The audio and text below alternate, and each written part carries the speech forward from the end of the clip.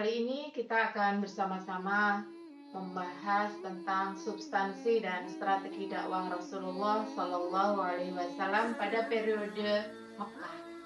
Kita tahu tatkala Muhammad telah sampai pada usia kesempurnaannya, yaitu 40 tahun, beliau dianugerahi oleh Allah Subhanahu wa Ta'ala kecenderungan untuk bertahanus atau menyendiri di Gua Hira. Muhammad ingin menjauh dari hiruk-pikuk kehidupan jahiliyah pada masa itu dan mendekatkan diri kepada Allah Subhanahu wa Ta'ala. Muhammad sering melakukan uzlah atau mengasingkan diri di Gua Hira dengan beribadah menurut agama Nabi Ibrahim alaihissalam. Dalam keadaan bertahanus itulah Muhammad menerima wahyu yang pertama, Quran Surat Al-Alaq ayat 1 sampai dengan 7, sekaligus sebagai pertanda kenabiannya. Kejadian ini bertepatan dengan tanggal 17 Ramadan tahun 13 sebelum Hijriah atau bulan Juli tahun 610 Masehi. Setelah menerima wahyu yang pertama itu, Muhammad merasakan gundah gulana karena jarak antara wahyu yang pertama dan selanjutnya amatlah jauh. Jarak ini sering disebut dengan istilah masa fatrah. Dalam masa fatrah inilah sekitar 30 sampai 40 hari kemudian Allah Subhanahu wa Ta'ala menurunkan wahyu keduanya, Quran Surat Al-Mudaththir ayat 1 sampai dengan 7. Kemudian Rasulullah Shallallahu Alaihi Wasallam memulai dakwahnya secara sembunyi-sembunyi, menyeru manusia untuk beriman kepada Allah Subhanahu wa Ta'ala, menganut agama tauhid, dan mengenalkan bahwa Tuhan itu Esa,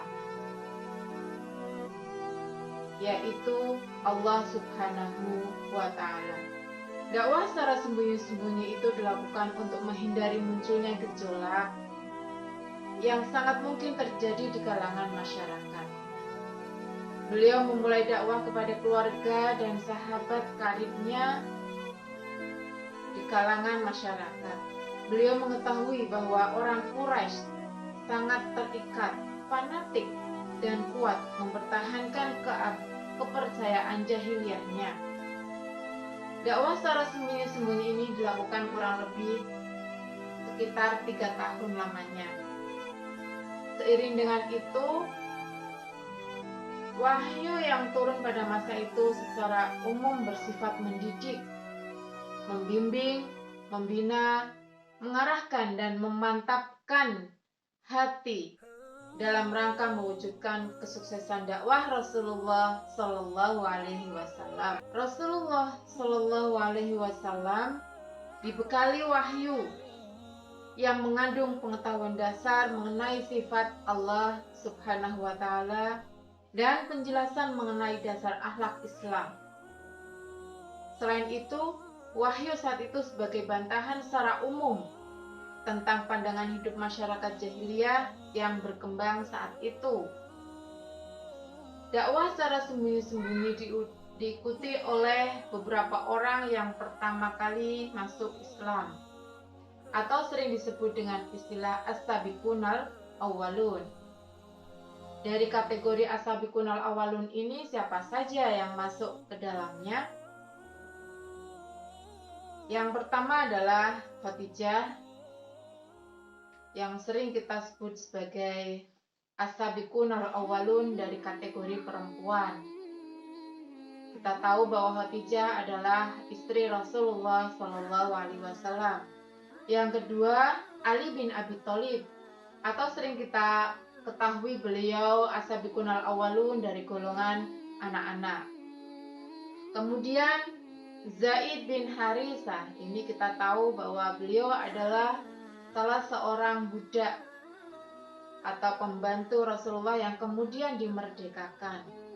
Yang selanjutnya Abu Bakar, ini masuk kategori as-sabiqunal awwalun dari golongan sahabat.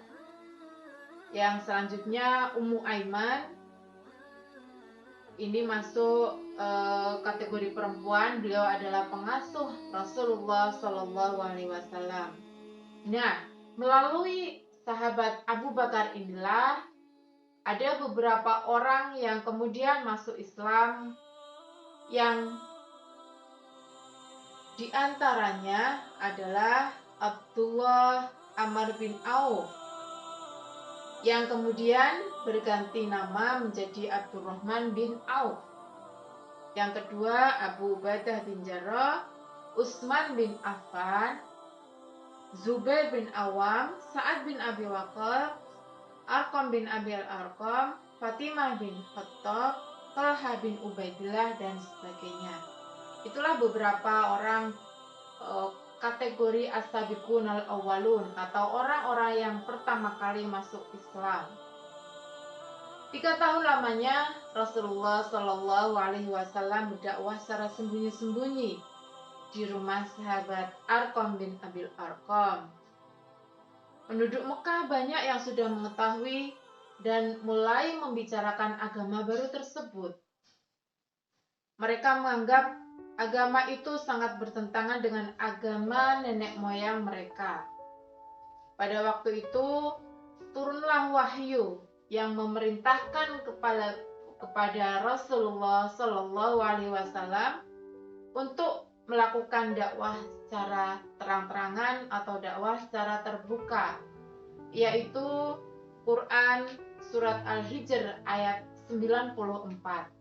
A'udzubillahi minasyaitonirrajim. Bismillahirrahmanirrahim. Fasda' bima tu'maru wa'arid 'anil musyrikin. Dengan turunnya ayat tersebut, Rasulullah Shallallahu Alaihi Wasallam mulai berdakwah secara terang-terangan. Dakwah ini membuat tokoh Bani Hifar yang tinggal di barat Laut Merah menyatakan diri masuk Islam. Ia adalah Abu Dzar Al-Ghifari. Atas perintah Rasulullah Shallallahu Alaihi Wasallam ini, kemudian Abu Dzar Al-Ghifari pulang untuk berdakwah di kampungnya. Sejak itulah banyak orang yang masuk Islam berkat Abu Dzar Al-Ghifari. Melalui cara itu pula, Bani Daus juga masuk Islam. Orang pertama Bani Daus yang masuk Islam adalah Tufail bin Amr bin Daus, seorang penyair terpandang di kabilahnya. Dengan demikian, Islam mulai tersebar di Mekah. Keberhasilan Rasulullah Shallallahu Alaihi Wasallam dalam berdakwah mendorong orang kafir Quraisy melancarkan tindakan kekerasan terhadap beliau dan pengikutnya. Di tengah meningkatnya kekejaman pemimpin kafir Quraisy, Hamzah bin Abdul Muthalib dan Umar bin Khattab, dua orang kuat Quraisy tersebut, masuk Islam. Hal ini membuat kaum kafir Quraisy mengalami kesulitan untuk memberhentikan dakwah Rasulullah Shallallahu Alaihi Wasallam.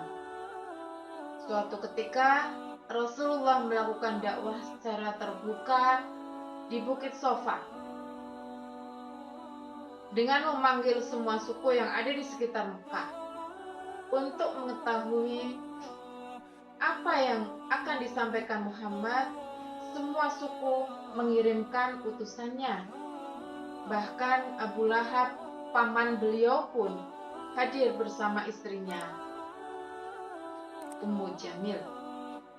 Rasulullah Shallallahu Alaihi Wasallam berseru pada saat di Bukit Sofa dengan mengatakan, jika saya katakan kepada kamu bahwa di sebelah bukit ada pasukan berkuda yang akan menyerangmu, apakah kalian percaya? Mereka menjawab, kami semua percaya, sebab kamu seorang yang jujur dan kami tidak pernah menemui kamu berdusta. Rasulullah Shallallahu Alaihi Wasallam kemudian berseru kembali, saya peringatkan kamu akan siksa di hari kiamat. Allah Subhanahu wa Ta'ala menyuruhku untuk mengajak kamu sekalian menyembah kepadanya, yaitu Tuhanku dan Tuhanmu juga, yang menciptakan alam semesta termasuk yang kamu sembah. Maka tinggalkanlah Lata, Uzza, Manat, Hubal, dan berhala-berhala lainnya sebagai sembahanmu selama ini. Mendengar seruan tersebut, Abu Lahab mencaci maki seraya berkata, "Hari ini kamu Muhammad celaka. Apakah hanya untuk ini kamu mengumpulkan kami semua?" Selanjutnya Rasulullah Shallallahu Alaihi Wasallam termenung, sejenak memikirkan reaksi keras dari karibnya yang menentang dakwahnya tersebut. Kemudian turunlah wahyu yang menerangkan bahwa yang celaka bukanlah dirinya, tetapi Abu Lahab.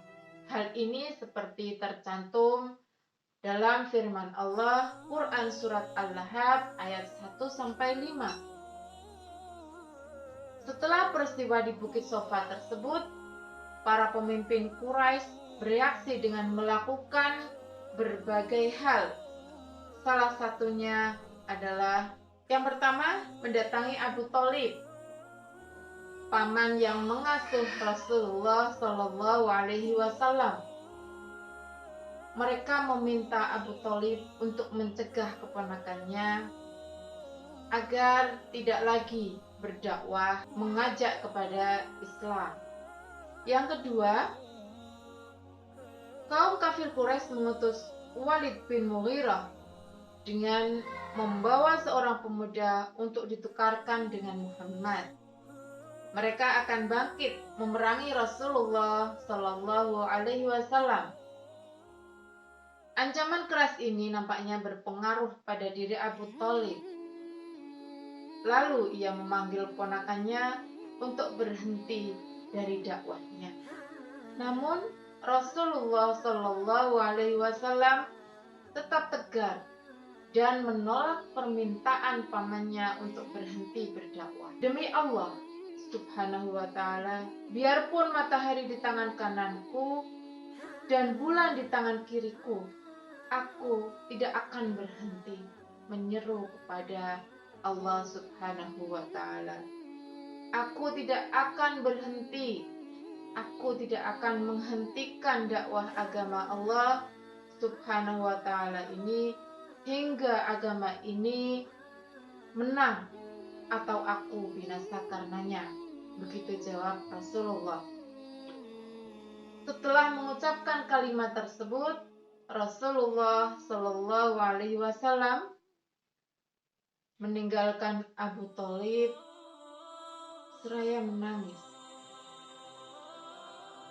Abu Thalib memanggilnya kembali seraya berkata, "Wahai anak saudaraku, pergilah, silahkan berdakwah. Demi Allah Subhanahu wa Ta'ala, aku tidak akan menyerahkanmu kepada mereka selamanya." Hal ketiga yang dilakukan oleh kaum kafir Quraisy adalah mengutus Utbah bin Rabi'ah, seorang ahli retorika, untuk membujuk Rasulullah Shallallahu Alaihi Wasallam.